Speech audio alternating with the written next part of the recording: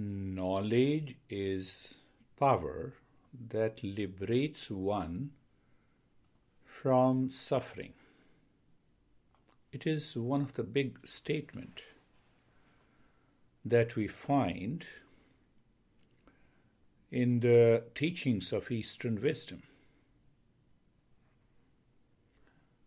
And knowledge is no doubt power if it liberates one from suffering.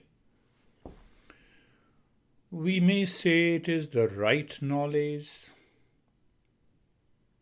that first promotes detachment, dispassion, clarity and conviction, that there is a higher knowledge than what our mind knows.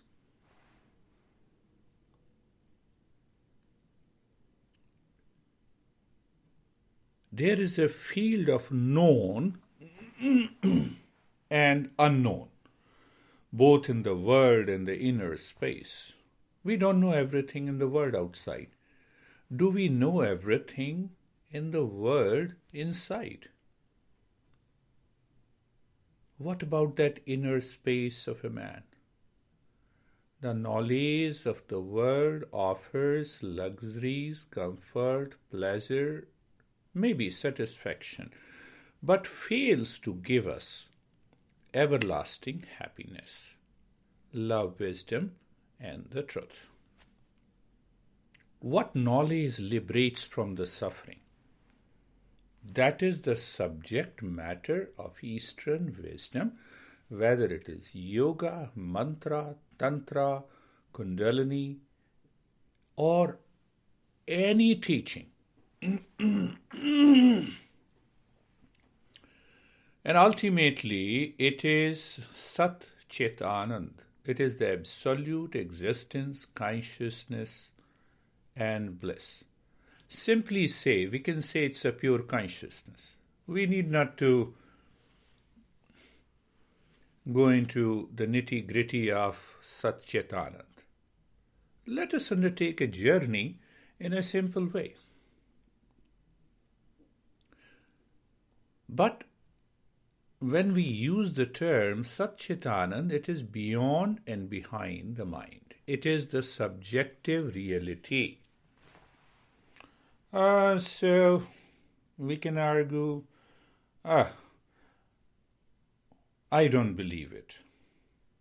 Let us start the journey and put belief pending inquiry, understanding, practice, and experience.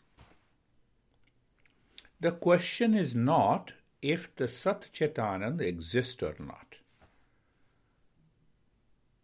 The right question is, can we transcend the mind and enter into the state of mindfulness, or a highest mindfulness, if I say so, or meditation?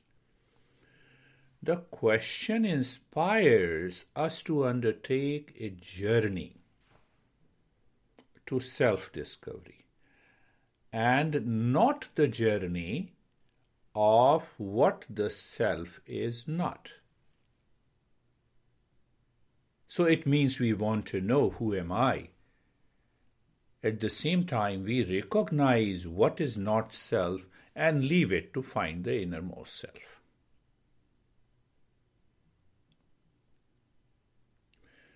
Self, or who am I, is the first.